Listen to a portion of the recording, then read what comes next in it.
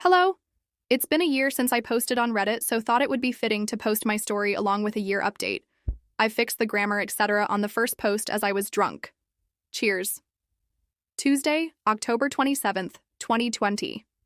I'm writing this from my phone, so bear with me if it's formatted wrong. So last night, my wife of 7 years decided to have a chill-out night. After dinner, she went to the den and was watching her programmers while I flitted between watching the Spurs game, football, soccer, and doing some odds and ends that I had planned. Next thing I know, she's got the wine out and has had 2 bottles of the stuff. At around midnight, I went to check on her and saw she was out cold on the couch. I went to scoop her up when her iWatch thing buzzed and a message popped up on the screen. It said something along the lines of, "Haha, I can't do that, my name would knock 7 shades of shit out of me. P. I wondered what the fuck that was all about, so I pressed on it, and it was a conversation between my wife and a friend of mine. Now, I wouldn't say this guy's a close friend, but he's someone I've played 5-a-sides with for years, drank with, and have known since we were teenagers. We used to call him Jacket Holder because when we got into scraps as teens, he'd always be the guy holding the jackets while everyone else went for it. Right? So, as I said, I pushed on the conversation while this thing is still attached to her wrist, and scroll up to the top, and as far as I can tell, it's him that contacts her first, unless she's deleted. There's lots of flirting and wink-winking going on, but nothing that you could outright say was cheating. Then I get to last night, and when she's drunk, she starts openly begging him for sex. I couldn't believe my fucking eyes. I'm paraphrasing here because I can't remember the exact words, but she was saying shit like how much she had always wanted him, how no one would ever find out if he did want to do something, and the last one that fucking killed me, that she was great at keeping secrets. I tried to scroll on her watch but couldn't find any other messages, and I don't know her phone passcode. I put her in her bed and just sat in the kitchen in shock until I fell asleep, then got up for work at about 5:30. When I went to get in my work van, I just slunk down on the wheel and realized I couldn't face it, so I went back in the house, grabbed a half-drunk bottle of vodka, filled it to the top with Coke, and went on a walk down the railway line. We live beside a lot of woodlands and a disused railway line that goes for miles, and I've walked about half the length of it. I'm sitting under a railway bridge like a fucking troll right now, just seething at the whole thing. You'd probably think there's a fire going from a mile away due to the steam coming out of my ears. So what do? I don't want to speak to her. I can't even bear to look at her after reading that shit. It was like a dagger through my heart. I just feel like every morsel of love I had for her has evaporated into thin air after reading her begging like that. Fucking yuck. I honestly want to ghost her, man. If I could, I would never speak to her again. The whole "I'm great at keeping secrets" was the thing that got me, though. Like, who even are you? It reeks. But it's a case of how far down the rabbit hole do I want to go? I don't care if I'm being honest. I'm just done. I've never felt so betrayed and disgusted in all my life. The thing is, I've invested so much in her, not just as a partner, but as a person.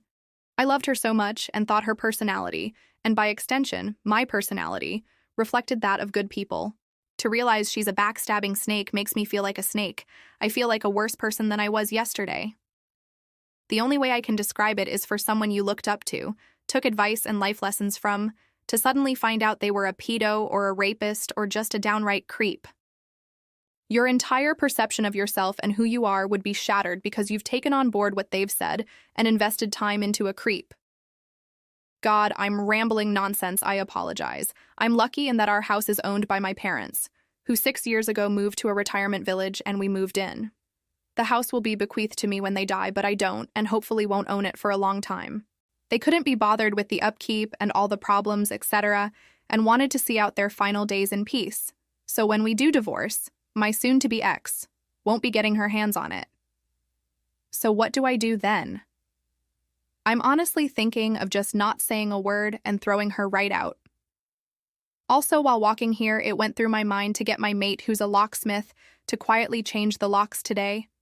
I could feed her any old garbage about something from the doors being broken. She won't care what's going on anyway as long as I'm about. Then after he's done, lock the front door and tell her to come and look at something out the back. When she comes out, run back in and lock the door behind me. That sounds childish as fuck, doesn't it? Seriously though, I don't know what I'm gonna do. I'm staring at a bottle right now, and my life feels like it has been ripped apart at the seams. As for that prick so-called friend of mine, there's no doubt he was up to something here. There's also no doubt I wouldn't have caught wind of this at all, so I'll be seeing him very soon. Never mind holding jackets, he'll be holding his face. TLDR. Caught wife trying to openly cheat on me with someone I considered a friend from her iWatch. Wednesday, October 28th. Thank you to everyone who reached out to me after my first post. Was appreciated. So yesterday, after I had written the post and was in a complete mess, 2 dog walkers came over to check on me as I was concerning them. I told them everything, they listened, and the first thing one of them said to me was, "Son, the worst thing you can do right now is drink. It'll cause carnage." I have to thank her for that because I was on the highway to hell at that point. I threw the vodka away, got in touch with a friend, and he said I could come to his for a while to calm down. He was at work but told me where the spare key was. We live in a small town of around 15,000 people, and he wasn't too far away. So once I got there, I sat on his couch just trying to calm down. Throughout the morning, I was getting multiple texts and phone calls from my wife asking where I was and what the hell was up, as my work van was still sitting in the driveway, and I was nowhere to be seen. I text her back telling her that there was a problem with the engine, so I got a lift into work, which she seemed to buy as she just texted back saying okay. When my friend got back from his work at about 5 o'clock, I told him everything that had happened and asked him his opinion. I also told him not to tell anyone about jacket holder, as that might then get back to my wife, which I didn't want at this point. I would deal with him later. By that, I mean I'll expose what a little rat he is.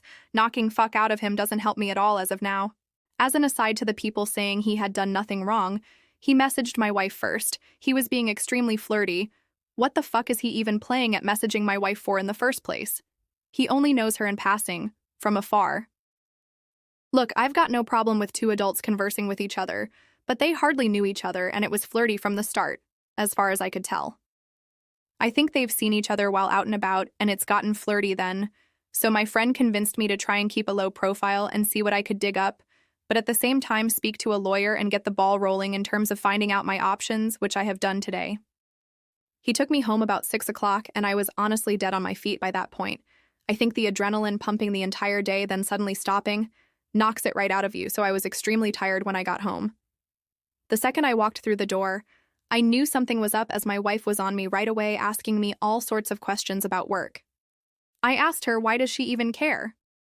She said that I'd left my big flask and lunch bag in the front passenger side seat of my van, and something's been up today. She could feel it. I was about to lie, but I was just too tired. I couldn't be bothered putting any sort of charade up, so I just said, yeah, there is something up. That when I was putting her drunk arse to bed last night, a message came up on her iWatch, which I read, and all the other ones. And that she was a fucking disgusting cheat that I wanted nothing more to do with. Her demeanor went from an arms-crossed person in power to a scared little girl within about a second. Great at keeping secrets, eh? Begging that little rat for sex, eh? Yep. Read it all. She started sobbing, and I walked away and upstairs into the shower. When I got out, she was sitting on the top stair crying still, and the excuses started right away. How she was drunk, vulnerable, had never done anything like that before. How he had messaged her first and it didn't mean anything. She was never going to go through with it. Pretty much everything that everyone on here was saying, she would say like she had the playbook out. The only thing she didn't do was try and blame me. She probably knew I would have thrown her right out the door if she had tried that shit. I told her that I wanted a divorce and her out of the house within a month. Also told her that she was moving to the spare room. I've been pretty much ignoring her ever since, just scowling at her and shaking my head when she starts waffling nonsense. I don't want to hear it. She slept in the spare room last night, and I haven't spoken to or texted with her at all today. If I'm lucky, maybe she'll be gone when I get back from work, but my luck's not that good, I suppose. On getting her out, though, I was telling my parents what was happening, and my mother was adamant I wasn't throwing her out onto the streets. She and my mother are close and always have been. We'd have been together 11 years in December. My mother was saying she made a mistake and that we should sort it out like adults, that we've been through too much together and that she didn't actually do anything, it was just words. She completely took her side over mine, couldn't believe it. Could this fuck me here? Like, do I have no right to ask her to leave if my mother is against it? It's gonna be my house when my parents pass, and I did nothing wrong, so I'm not leaving. It's probably gonna turn into a War of the Roses Part 2. I managed to get myself an appointment with a divorce lawyer for next week, so I'll be going to that to discuss my options. Until then, I'm just gonna ignore my soon-to-be ex-wife, I guess. I know she's probably not gonna admit anything else now. I'll never know if she was a really good liar, or she was just talking shit to him to get him on side with her for an affair.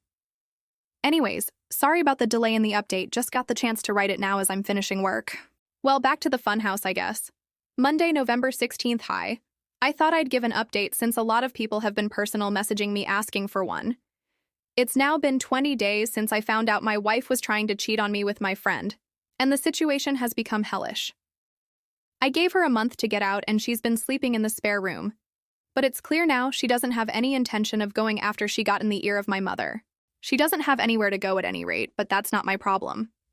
I've seen my divorce lawyer multiple times, and am now in the process of drawing up a divorce petition and having my wife served divorce papers.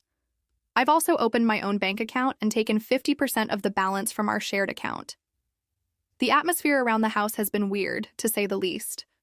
The living room has turned into a no-man's land where no one frequents as we both spend the majority of our time in our rooms.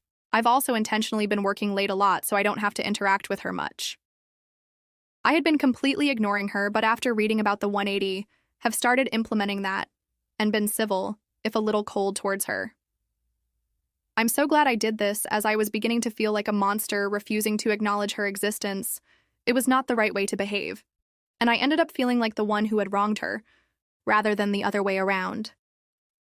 The only time I broke from the 180 was when I walked into the bathroom last week and she was sitting on the floor by the bath, crying.